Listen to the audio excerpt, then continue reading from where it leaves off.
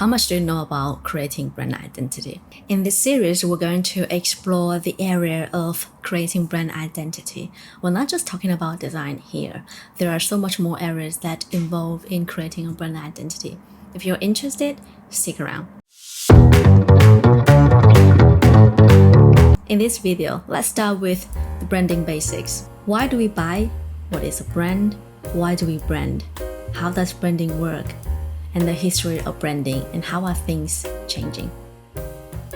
To be able to define what a brand is, why it exists, we first need to understand why people buy and what influences their choices. And most importantly, why do they choose your brand over another? So why do we buy? Well, because of our basic needs to start with. But why do we buy something that we want?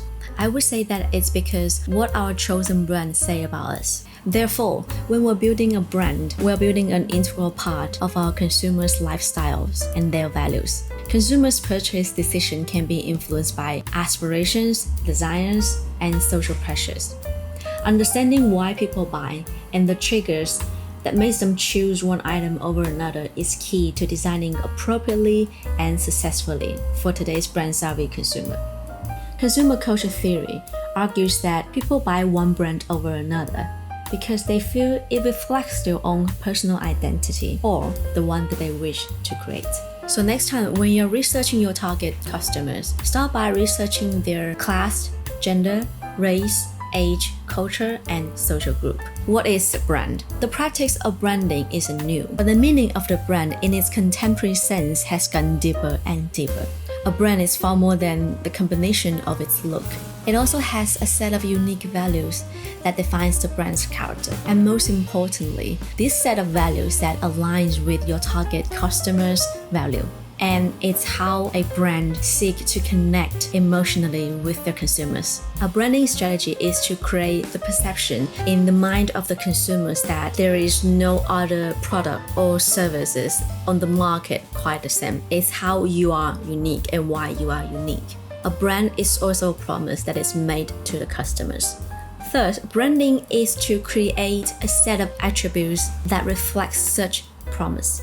Now, why do we brand? Trust is one of the key reasons why we brand. A successful brand uses its unique set of values to drive a successful business strategy, to encourage consumers to choose it over its competitors. How does branding work? The way branding works is simply create differentiation, making one product or service seems different than the rest. Brand values and brand personality are two of the main characteristics that distinguish a brand from another. The history of branding. The first ever branding could very well be traced back to around 9,000 years ago. Gilles Leray, author of Brand Watching, Lifting the Lid on Branding, suggested when a Roman oil stamp maker began stamping the word fortis on his lamps, thereby providing the first known use of a trademark. As population grew and consumer goods increased, manufacturers began to develop successful marketing strategies,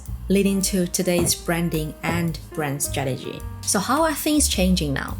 Before the internet, our purchasing decisions were made in store and influenced by only one-way platforms, such as television, billboards, magazine, or radio. With the dawn of social media, the purchasing decisions are now influenced by two-way platforms such as Facebook, Instagram, Twitter, and much more. These platforms provide ways for consumers to communicate with brands.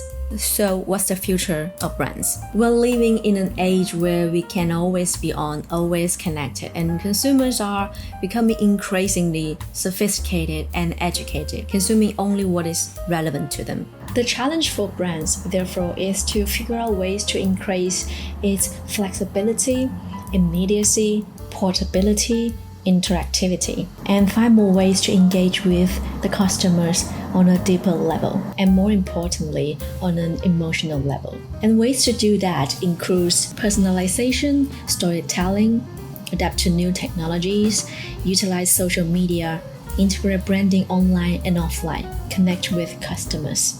That's it for the part 1 of this video. Wait, hold on. I think I'm supposed to tell you what the next part of this video series is about. So let me just check my note. The next part is gonna be logos, taglines, sensory branding. I love this part, it's very interesting to me. And then there's gonna be some branding terminologies. Alright, stick around and see you in the next one. Remember to like this video, comment, and subscribe to my channel. Thank you. Provide waste.